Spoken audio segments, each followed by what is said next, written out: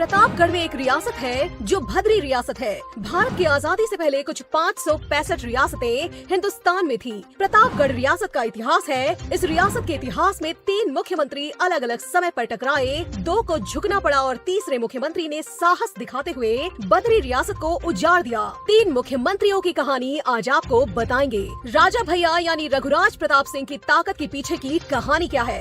ऐसे कई बाहुबली नेता यूपी में पैदा हुए जिनको कभी न कभी सत्ता से समझौता करना ही पड़ा। रघुराज प्रताप सिंह कभी सत्ता के सामने क्यों नहीं झुके? उनमें ऐसा क्या है कि निर्दलीय विधायक की दुश्मनी हमेशा सत्ता के शीर्ष पर बैठे मुख्यमंत्रियों से होती रहती है? पहले ये कहानी जानने के लिए हमें चलना होगा आज से 75 साल पहले। कहानी उस वक्त की है जब देश आजाद नहीं हुआ था। आजादी से पहले देश में रियासतों का कल्चर था। उन्हीं रियासतों में से एक रियासत थी भद्री रियासत। धीरे धीरे सारी रियासतों की ताकत खत्म होती चली गई या फिर उनका विलय कर लिया गया। रघु प्रताप सिंह के पिता उदय प्रताप सिंह विरासत बचाने में सफल रहे, नाम भी और वर्चस्व भी। और यहीं से शुरू होती है राजा की रघुराज प्रताप सिंह बनने की दिलचस्प कहानी।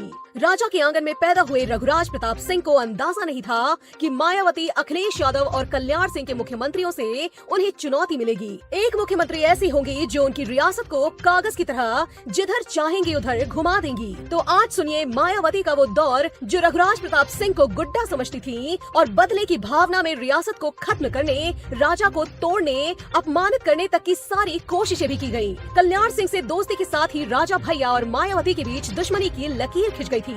सन 1997 में मायावती से समर्थन लेकर राजा निकले और समर्थन दिया। इसके बाद ही दोनों तरफ से जुबानी युद्ध शुरू होने लगे। यहाँ समझने वाली बात यह है कि मायावती निर्दलीय विधायक से क्यों टकरा रही थी। भैया उस वक्त उभरती हुई नेता और कई बार मुख्यमंत्री बनने वाली मायावती से क्यों पंगा ले रहे थे? कुछ लोग कहते हैं कि दोनों अपनी अपनी सीमा में बहुत ताकतवर हैं। जिसको जहां मौका मिलेगा वो वहां पर खरीदेगा। अब बस यही शुरू हो गई राजा भैया के जेल जाने की कहानी। साल 2002 में मायावती की पुलिस ने किडनैपिंग के आरोप में जेल में डाल दिया।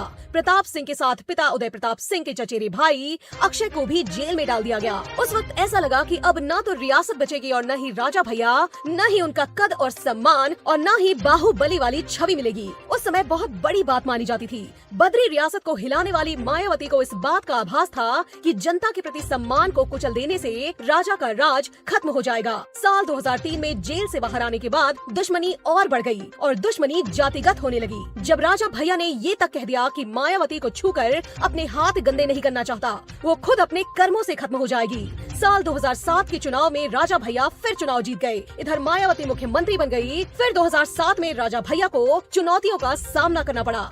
राजा भैया की बड़ी कोठी के बगल में लगभग 600 एकड़ में तालाब है। इस तालाब के बारे में चर्चा थी कि यहाँ पर घड़ियाल पाले गए हैं और राजा भैया अपने दुश्मनों को यहीं पर फेंक देते थे। हालांकि इस कहानी को राजा भैया के लोगों ने मानसिकता दिवालिया बताया था। राजा भैया से नाराज मायावती ने तालाब की खुदाई करवाई थी और यहाँ पर कंकाल मिले थे, जिसको लेकर आज तक अलग अलग चर्चाएं, अलग अलग कहानियाँ चर्चित हैं। 2010 में मायावती की सरकार थी और पंचायत चुनाव में प्रतापगढ़ के प्रत्याशी की हत्या का प्रयास किया गया, जिसके बाद राजा भैया को आरोपी बनाया गया। राजा भैया का फोटो भी लगाया गया। राजा भैया को खत्म करने की और कोशिश मायावती ने की थी। मुख्यमंत्री रहते हुए एक बाहुबली को खत्म करने की कहानी पूरी नहीं हो पाती है। मायावती सत्ता से चली जाती है और उसके बाद राजा भैया की दोस्ती अखिलेश यादव से होती है, लेकिन ये दोस्ती ज्यादा दिन तक नहीं चली और फिर दोनों अलग हो गए। अखिलेश और राजा की दोस्ती की कहानी दुश्मनी में कैसे बदली, ये कभी और जानेंगे।